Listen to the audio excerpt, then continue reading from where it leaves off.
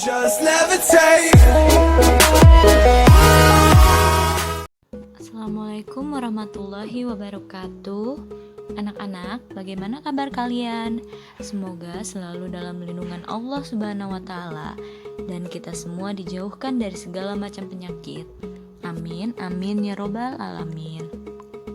Masih tentang materi berita, sekarang Ibu masih akan melanjutkan menjelaskan tentang materi berita ini. Apa saja yang akan kita bahas? Mari kita simak PowerPoint berikut ini. Yang pertama ada langkah-langkah menulis berita, yang kedua ada penyuntingan berita, dan yang ketiga ada penyampaian berita. Kita bahas yang pertama dulu, yaitu langkah-langkah menulis berita. Langkah-langkah menulis berita itu yang pertama ada menentukan sumber berita, yakni berupa peristiwa yang menarik dan menyangkut kepentingan banyak orang. Lalu yang kedua, setelah kalian menentukan sumber berita, kalian mendatangi sumber berita tersebut, yakni dengan mengamati langsung dan mewawancarai orang-orang yang berhubungan dengan peristiwa itu. Lalu yang ketiga ada mencatat fakta-fakta dengan berkerangka pada pola adik simba. Apa, di mana, kenapa, siapa, mengapa, dan bagaimana. Lalu yang terakhir ada mengembangkan cerita itu menjadi sebuah teks berita yang utuh, yang disajikan mulai dari bagian penting ke yang kurang penting, seperti pada pola piramida terbalik. Nah, selanjutnya ada penyuntingan berita. Kalau masih ditemukan beberapa kekeliruan dari berita yang kamu buat, itu wajar. Masih ada satu tahap lagi yang harus kamu lalui sebelum berita itu dipublikasikan, yakni penyuntingan. Adapun aspek-aspek yang harus diperhatikan di dalam tahap ini sebagai berikut. Yang pertama, kebenaran isi berita yang ditunjang oleh keakuratan fakta-faktanya. Jadi sebuah berita ini harus isinya mengenai fakta-fakta yang terjadi pada peristiwa tersebut. Lalu yang kedua ada kelengkapan isi berita yang ditandai oleh hadirnya komponen-komponen berita yang terangkum dalam rumus adik simba. Jadi untuk melengkapi isi berita ini kalian memerlukan rumus adik simba.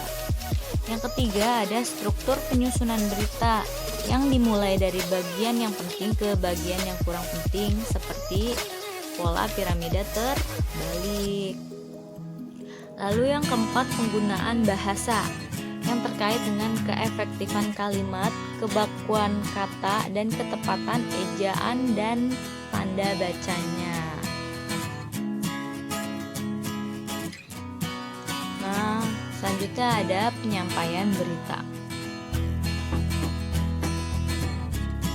Di samping sebagai pendengar atau pembaca, dalam berbagai kesempatan kamu seringkali dihadapkan pada keharusan untuk menyampaikan kembali informasi. Misalnya, ketika mendapat pertanyaan dari seseorang tentang isi berita yang pernah didengar. Ketika itu, kamu harus memiliki kemampuan untuk menceritakannya kembali.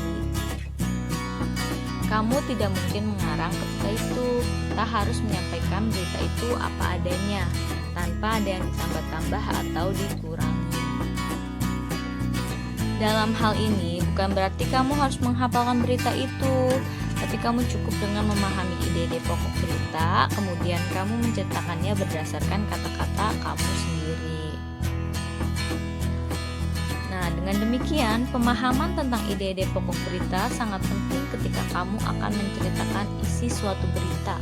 Berdasarkan ide-ide pokok itulah kita bisa menyampaikan kembali berita dengan benar dan ringkas.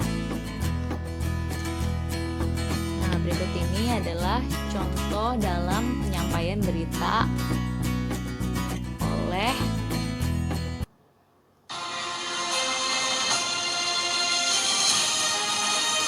Sekilas Info seputar Indonesia.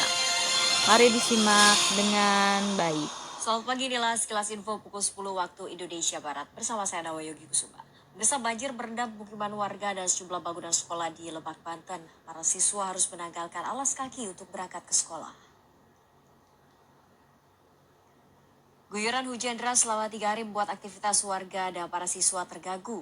Salah satunya di Sekolah Menengah Negeri 1 Rangkas Bitung, Lebak, Banten.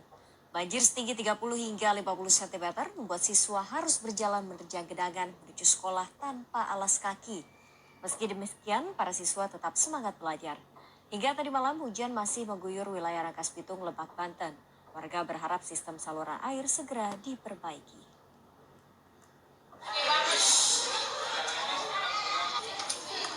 Demikian sekelas info, terima kasih dan sampai jumpa.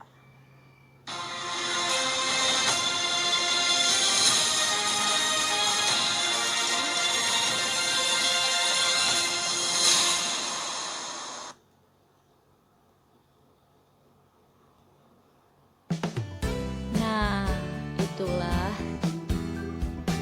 penjelasan materi yang Ibu berikan untuk hari ini. Jangan lupa selalu menjaga kebersihan dengan cara mencuci tangan serta memakai masker apabila ingin berpergian keluar rumah. Jika ada yang kurang jelas, boleh bertanya di kolom komentar atau chat langsung ke Ibu melalui WhatsApp. Subscribe juga agar kalian tidak tertinggal materi dan share ke teman-teman kalian yang sedang belajar materi ini. Sampai jumpa di video pembelajaran selanjutnya. Wassalamualaikum warahmatullahi wabarakatuh.